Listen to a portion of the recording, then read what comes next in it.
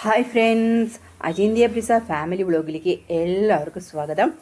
ഇന്നിതാ മേടം 1 നല്ല വിഷുപ്പുലരി അങ്ങനെയല്ലേ നമ്മൾ പറയാം. നല്ല സുവർണ കാലഘട്ടം വരാനായിട്ട് പോവുകയാണ്. ഈ ചൂടിൽ നമുക്ക് കുളിർമയേകുന്ന കണിയൊക്കെ വെച്ചൊരുക്കി കണി കണ്ട് ഉയരുന്ന നമ്മളുടെ നല്ലൊരു പുലരിയിലേക്ക് മേടം 1 നാളെയാണ് വിഷു. അപ്പോൾ ഇന്ന് മേടം 1 ഞങ്ങൾ വെളിയാനിക്കൽ ഭഗവതിയെ തൊഴുതുകൊണ്ട് ഇന്നത്തെ അതായത് ഈ വർഷത്തെ കാര്യങ്ങളൊക്കെ അങ്ങ് തുടരാം എന്ന് വിചാരിക്കുന്നു. അപ്പോൾ ദേവിയെ തൊഴുതു. അതിനുശേഷം കാരമുക്ക് ഭഗവതിയുടെ അടുത്തെത്തി. അവിടെ വിഷ്ണു, ശിവൻ, പിന്നെ ഭഗവതി ഇവരാണ് ഇരിക്കുന്നത്. അപ്പോൾ അവിടെയൊക്കെ കുറച്ച് വീഡിയോ ഷൂട്ട് ചെയ്തു. കുറച്ച് നല്ല ഭംഗിയായിട്ടുണ്ട് കേട്ടോ അമ്പലം. ഈ പുലരിയുടെ ഭംഗിയാണോ അതോ അമ്പലത്തിന് ഭയങ്കര ഐശ്വര്യമൊക്കെ വെച്ചിരിക്കുന്നു. കാണാൻ തന്നെ ഒരു ഭംഗിയും കാര്യങ്ങളും എല്ലാം ഉണ്ട്. അപ്പോൾ ഏട്ടൻ അമ്പലത്തിലേക്ക് കയറിക്കൊണ്ടിരിക്കുകയാണ്. അപ്പം ഞാൻ ഇങ്ങനെ നോക്കി. എനിക്ക് ഈ ആലിന് ഭയങ്കര ഒരു നോട്ടാണ്. പിന്നെ പ്രത്യേകിച്ച് രാവിലെ നേരത്ത് ഈ ഭയങ്കര ഐശ്വര്യമാണ് ഈ ആലിന്. അതുപോലെ തന്നെ ഈ അമ്പലത്തിനും ഈ രാവിലെ കേട്ടോ, ഞാൻ ഇങ്ങനെ ഇത്രയും നേരത്തെ രാവിലെ ഇങ്ങോട്ട് വരുന്നതൊക്കെ ഭയങ്കര കുറവാണ്. വളരെ അപൂർവമാണ് കേട്ടോ. ഞാൻ ഇങ്ങനെ രാവിലെ വൈകിട്ടാണ് ഇവിടെ അമ്പലത്തിലേക്ക് വരാറ്. വൈകിട്ട് വേറൊരു വൈബാണ്, രാവിലെ വേറൊരു വൈബാണ് കേട്ടോ. എങ്കിലും കാണാനും ഒക്കെ ഒരു ഭംഗിയുണ്ട്. അങ്ങനെ നന്നായിട്ട് ദേവിയെ പ്രാർത്ഥിച്ച്, ഇപ്പോൾ ഞാൻ നിന്ന് തൊഴുത സ്ഥലം ദേവിയുടെ നടയാണ്. ദേവി നടയിൽ നിന്ന് നന്നായിട്ട് തൊഴുത് പ്രാർത്ഥിച്ചിട്ട് നമ്മൾ ഇറങ്ങാണ് കേട്ടോ. അപ്പോൾ എന്നെ അങ്ങോട്ട് വിളിക്കുകയായിരുന്നു ഏട്ടൻ. അപ്പോൾ ഞാനതൊന്ന് നോക്കിയതാണ്, അങ്ങോട്ട് പോകാൻ നിൽക്കുമായിരുന്നു. അപ്പോൾ ഒന്നുകൂടെ തൊഴുത്, അപ്പോൾ വീണ്ടും ഒന്നുകൂടെ തൊഴുതിട്ട് ഇറങ്ങിയതാണ് കേട്ടോ.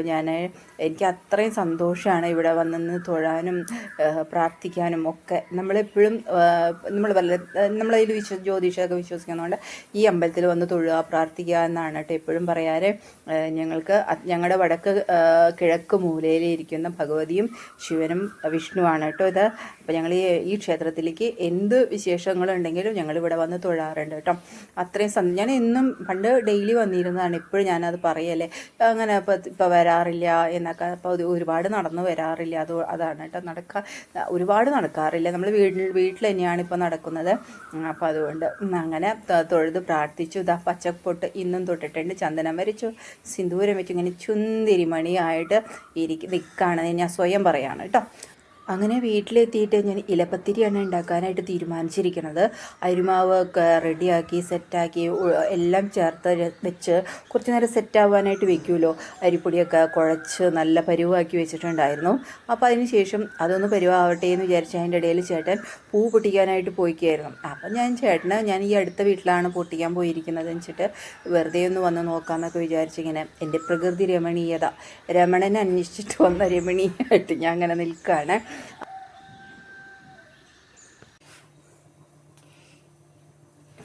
ഇലപ്പത്തിരിയാണ് കേട്ടോ ഞാൻ ഉണ്ടാക്കാൻ പോണത്. ഇലപ്പത്തിരി ഇങ്ങനെ വെച്ചിട്ട് നമ്മളിങ്ങനെ പരത്തി എടുക്കണം. ഇലപ്പത്തിരി ശരിക്കും പറഞ്ഞത് കൈപ്പത്തിരി കൈ കൊണ്ട് ചെയ്യാം, പക്ഷെ അത് പ്രാക്ടീസ് വേണം. പ്രാക്ടീസ് ഇല്ലാതെ ഒരു കാര്യമില്ല. അപ്പം ഞാൻ ഇലപ്പത്തിരിയാണ് ഉണ്ടാക്കിക്കൊണ്ടിരിക്കണത്. ഇത് ഇങ്ങനെ പ്ലേറ്റിൽ ഇങ്ങനെ ഇതാവുമ്പോൾ ഇങ്ങനെ തിരിഞ്ഞോളത്, അതാണ് എൻ്റെ ഒരു ഐഡിയ. അതുകൊണ്ട് ഞാൻ ഈ പ്ലേറ്റിൽ ഇങ്ങനെ വെക്കും. ഇങ്ങനെ ഒരു ഷേപ്പായിട്ടുണ്ട് കേട്ടോ.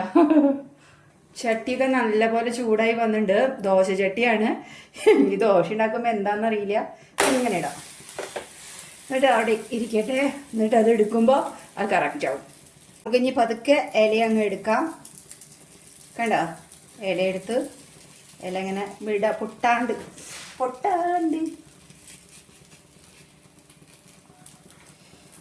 പൊട്ടാണ്ട് എടുക്കാം. നമുക്കിത് തിരിച്ചിടാനായിട്ട് ശ്രമിക്കാം. പൊട്ടാണ്ട് തിരിച്ചിടണം.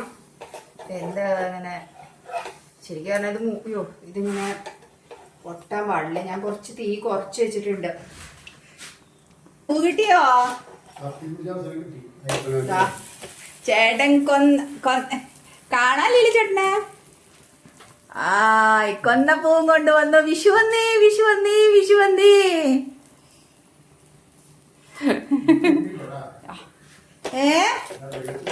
ഇതാ അവിടെ നമ്മൾ സാധാരണ തൂക്കണോടെ തന്നെ നമ്മളുടെ ഇവിടെ കൊണ്ടു തൂക്കിയിട. അവിടെ വാഴയിലോ ചിരടോ ഉണ്ട്. ചിരട അപ്പുറത്ത് എടുക്കണ്ടോ? ഒരു ചിരട് എടുത്തിട്ടായാലും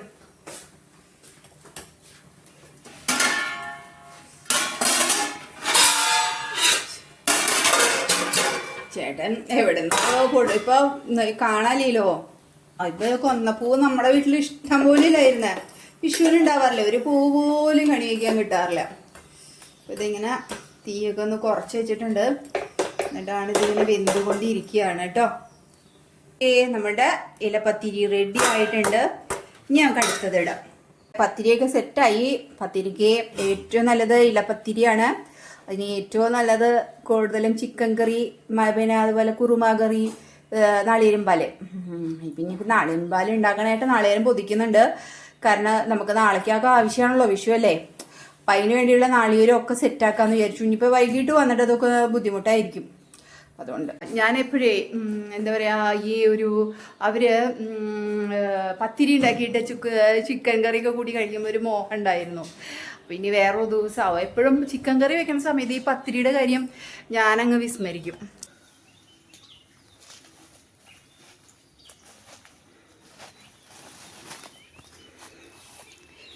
എവിടെ നാളികേരം വീണ് കിടക്കണേ? ഓക്കെ, നാളികേരം അപ്പുറത്തെ പറമ്പേക്ക് വീണ കാരണം എടുക്കാം. ചേട്ടൻ നാളികേരക്കോട് പറിച്ച് വെച്ചിട്ടുണ്ട്. ആ കൊല മാങ്ങ അങ്ങനെ പൊട്ടിച്ചു കേട്ടാ. കൊല ആ കൊനങ്ങനെ നിൽക്കണില്ല, അത് അങ്ങനെ മുകളിൽ നിന്ന് ഇലയോട് കൂടി ഇലയോട് കുറച്ചുകൂടി മുകളിലേക്ക്. ആ അങ്ങനെ തന്നെ. ഓക്കെ ഓക്കെ ഓക്കെ, മതി.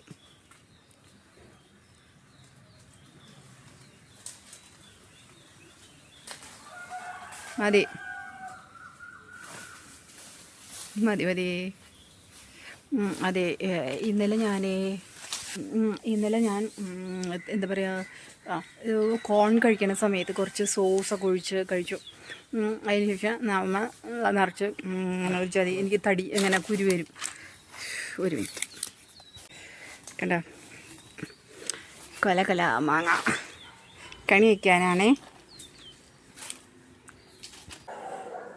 കണ്ടോ, തേങ്ങാപ്പാലും നമ്മുടെ ഇലപ്പത്തിരിയും കൂടി കഴിക്കാൻ പോവുകയാണേ.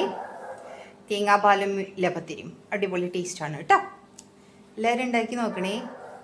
ഏട്ടൻ എനിക്ക് നാളികേരമൊക്കെ ചെരുക്കി തന്നു, എല്ലാം സെറ്റാക്കി തന്നുണ്ട്. അപ്പം എനിക്ക് നാളേക്കും ഇന്നേക്കും ഉച്ചയ്ക്ക് ഊണ് കഴിക്കാനായിട്ട് ഏട്ടൻ വരാമെന്നും കൂടി പറഞ്ഞിട്ടുണ്ടേ. അപ്പം അതുകൊണ്ട് എനിക്ക് കുഴപ്പമില്ല. എന്താ പറയുക, വിശപ്പും നമ്മുടെ സകല കാര്യങ്ങൾ ഒന്നും ഒക്കെ വിശപ്പിനുള്ള സംഭവമൊക്കെ കഴിച്ചിട്ടാണ് ഇപ്പോൾ പോകാൻ പോകണത് ഏട്ടനിപ്പോൾ 9:30 ഓഫീസായ കാരണം കുഴപ്പമില്ല.